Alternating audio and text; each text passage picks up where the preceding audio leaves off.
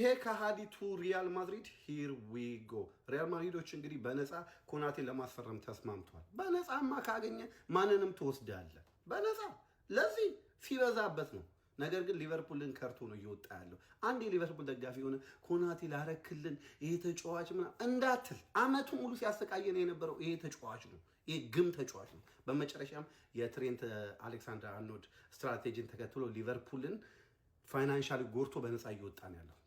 ይሄ ተጫዋች ሪያል ማድሪድ ሄዶ አይሳካለትም። አንተም የትሬንት አሌክሳንደር አርኖልድ እጣ ፈንታ ይደርስሃል። እመነኝ፣ የኩቲኒዮ እና የትሬንት አሌክሳንደር አርኖልድ እጣ ይደርስሃል። አንዳችሁም የሊቨርፑል ደጋፊ ላረክልን ምን አረገልን? ተንቦጃብጆ ሲዝናችንን ጨጓራችንን አመቱን ሙሉ አቃጠለን እንጂ በነፃ ይኸው ደግሞ ለቀቀ ክለባችን ፋይናንሻሊ ጎርቶ ክለባችን ነው። ይሄ ከሃዲቱ ሪያል ማድሪድ ሂር ዊ ጎ። ያንተን ጉድ ያሳየኝ። መቼም ይሄ ልጅ የማታውቁ ሰዎች አላችሁ ብዬ አላስብም።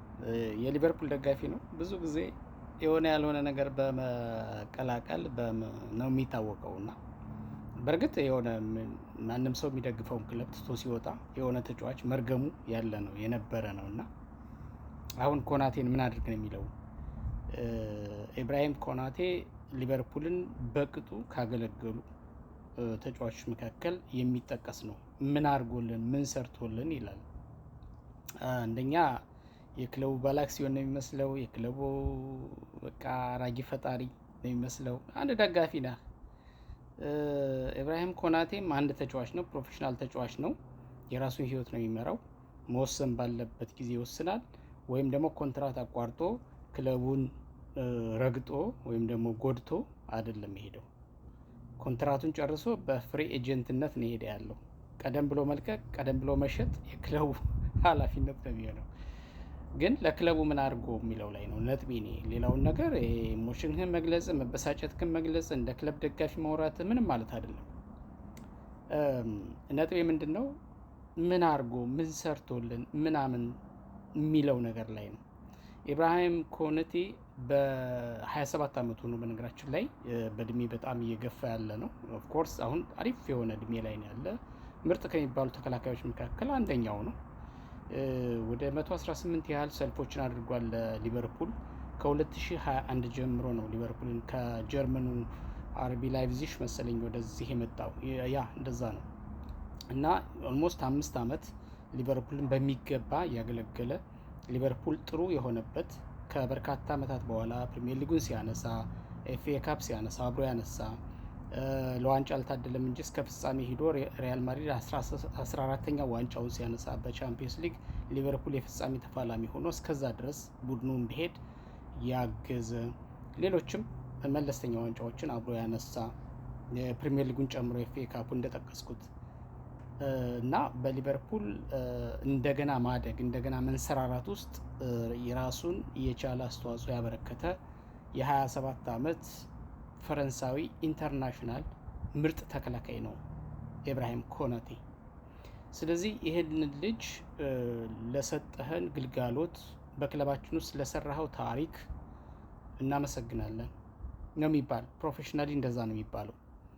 ፕሮፌሽናልስ መሆን ማለት የግድ ተጫዋች መሆን፣ አሰልጣኝ መሆን፣ የክለብ አመራር መሆን ምን አይጠይቅም። በደጋፊነትም ፕሮፌሽናሊ ማሰብን ይጠይቃል። አንዳንዴ የፕሮፌሽናል ደጋፊ መሆንም ይጠይቃል። የእግር ኳስን ቋንቋ መረዳት ያስፈልጋል። በተወሰነ ደረጃ ተጫዋቾች በምንደግፋቸው ክለቦች ውስጥ ኬሪራቸውን ሲያሳልፉ እድሜ ልክ አይደለም ባያወት ወይም እድሜ ልክ አይደለም የምንገዛቸው። በእርግጥ አንዳንድ ክለቦች የህይወት ዘመናቸውን ይገዛሉ። ቴክኒካሊ ውል እንኳን ቢያፈርሱ የማይደፈር ዋጋ ያስፈርሟቸውና በጥቅማ ጥቅም ከፍ አድርገው የሚገዟቸው ተጫዋቾች አሉ። ለምሳሌ ባርሴሎና በዚህ በኩል ይታወቃል። ሊዮኔል ሜሲን ኦልሞስት እድሜውን ሙሉ ነው የተጠቀምበት ማለት ይቻላል። አሁን ደግሞ ላሚን ያማል እንደዛ ነው የሚሉ አግሪመንቶች አሉ። ያው ሲፈርም ማለት ነው፣ ፕሮፌሽናሊ ሲፈርም ያንግ ተጫዋች እንደሆነ ይታወቃል። እንደዚህ አንዳንድ ክለቦች አሉ ተጫዋቾችን ኮንትራታቸውን ጨርሰው እንደገና እንዲያድሱ የሚያስገድድ፣ ብዙ አመታትን በክለቡ እንዲቆዩ የሚያስገድድ።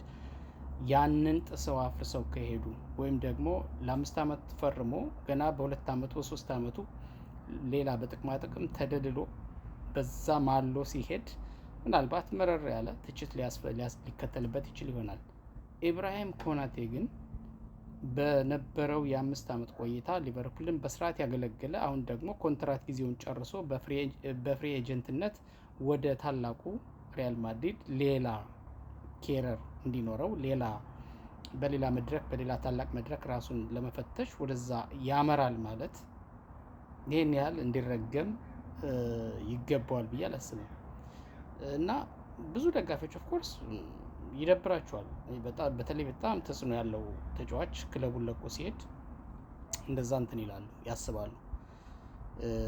እኔም አሁን ለምሳሌ አርሰናል ቤት በመውጣታቸው ብዙ ጊዜ የደበረኝ ተጫዋቾች አሉ። አሁን ገና ትንሽ እያለን ጀምሮ እነ ቴሪ ሲለቁ፣ እነ ፋብሪያስ ሲለቁ፣ እነ ቫንፐርሲ ለዛውም ተቀናቃኙ ማንቸስተር ዩናይትድ ሲገቡ፣ እነ ሳሚር ናስሪ ወደ ሲቲ ሲገቡ፣ እነ አዲባየር ወደ ሲቲ ሲገቡ፣ እነ ባካሪ ሳኛ ወደ ሲቲ ሲገቡ፣ እረ ስንቶችን እንቁጠር። ብዙ ብዙ ብዙ ተጽዕኖ ፈጣሪ ተጫዋቾች ወደ ሌላ ክለብ ሲሄዱ ይደብራል። ግን ደግሞ እስከማውቀው ድረስ የትኛውም ደጋፊ ወጥቶ ለነበራቸው ነገር ምስጋና ካልሆነ በስተቀር ወይም ደግሞ እዛኛው ክለብ ሂደው አገንስት ይሄኛውን ክለብ ሲጫወቱ የሚሰሩት የሜዳ ላይ የንቀት የሚመስል ነገር ካልሆነ በስተቀር፣ ለምሳሌ አዲባየር የማስታውሰው ሲቲ ከገባ በኋላ ተገፍቻለሁ ብሎ ያምን ስለነበረ ከአርሰናል ሲወጣ ጎል አስቆጥሮ እየጨፈረበት ስርዓት የሌለው አይነት አጨፋፈር በአርሰናል ደጋፊዎች ዘንድ ይጠላ አድርጎታል። ሮበን ቫን እንደዚሁ ለዛውም ኮንትራቱ ሳይጨርስ በዝውውር ነው የሄደው እና ከሄደም በኋላ አንዳንድ ዋንጫ ፍለጋ ነው ምናምን የሚሉ ነገሮች ነበር። ግን እንደዚህ ልጅ አሁን ወጥቶ ምንም አልሰራም፣ ምንም አላደረግም አለ። ሊጠቅመን ሲችል ለምን ጥሎን ሄደ? ሌላ የተሻለ በውድቀታችን ጊዜ ትቶን ሄደ ነው እንጂ እንደዚህ ምንም አልሰራም ምናምን የሚል እርግማን አይደለም። እና በአግባቡ የነበሩን ተጫዋች የምንወደውን ክለብ 40 ማሊያ ለብሰው ላበረከቱት አስተዋጽኦ ለሰሩት መልካም ነገር እውቅና ባንሰጥ እንኳን አትሊስት እንደዚህ በአደባባይ ወጥተን ባናጣጥላቸው። ምክንያቱም ይሄ ልጅ አንተ የምትደግፈውን ሊቨርፑልን ማሊያ አርማ አድርጎ ነው የተጫወተው ለአመታት። እሱም ብቻ አይደለም፣ በዚህ ማሊያ ስር ሆኖ ታላላቅ ዋንጫዎችን ከፍ አድርጎ አንስቷል። በታላላቅ መድረኮች ክለቡን ወክሎ ተጫውቷል። አሁን ሲሄድ ውል አፍርሶ አይደለም፣ ቀደም ብዬ እንደገለጽኩት ውሉን ጨርሶ ነው በፍሪ ኤጀንትነት የሚሄደው። ሊቨርፑል በጥቅማ ጥቅም ተደራድሮ ይሄ ልጅ ማቆየት ቢፈልግ አይ ቲንክ ተጫዋቹን በተለየ ሁኔታ ረግጦ አልሄደም። ክለቡም ብዙ ስላልፈለገው ይመስለኛል እንጂ እንደዛ አንተ ቢሆንም እንኳን ውሉን ጨርሶ ኮንትራቱን ጨርሶ ከሆነ የሚሄደው መብቱ ነው ሄድሽ እንጂ በአንተ ከኋላ ኪስ አውጥተህ በረብጣ ገንዘብ የሰውየውን ሕይወት እንደገዛው አድርገህ መግለጽ የለብህም። ስለዚህ እንደዚህ አይነት ነገሮች ልክ አይደሉም ለማለት ያለው። ኢብራሂም ኮናቴ በጣም ከማደንቃቸው ጥቁር አውሮፓዊ ፈረንሳዊ ነው። ይሄ ልጅ በጣም ጎበዝ ተከላካይ ነው። በቅርብ ጊዜ አባቱን በሞት ያጣ፣ በሜዳ ላይ ጎል አስቆጥሮ ወይም ደግሞ በጨዋታ ወቅት ያው ሜዳ ላይ በማንባት የብዙዎቹን ልብ በሀዘን የሰበረ ወይም ደግሞ በሀዘን እንዲጋሩት ያደረገ ነው። እኔ እሱን አልረሳውም። ግን በስኬቱም ቀላል የሚባል ተጫዋች አይደለም። በግል ስኬቱም እንደ ቡድን በተጫወተባቸውም ክለቦች አሁንም በሪያል ማድሪድ ወደ ታላቁ ወደ ሪያል ማድሪድ ቤት ነው የሚሄደው። አይ ቲንክ ትልቅ ስኬት ደግሞ ይጠብቀዋል ብዬ አስባለሁ። ለማንኛውም መልካም እድል ኢብራሂም ኮናቴ፣ ይመችህ። አንተ ደጋፊ ግን እባክህን ልብ ግዛ።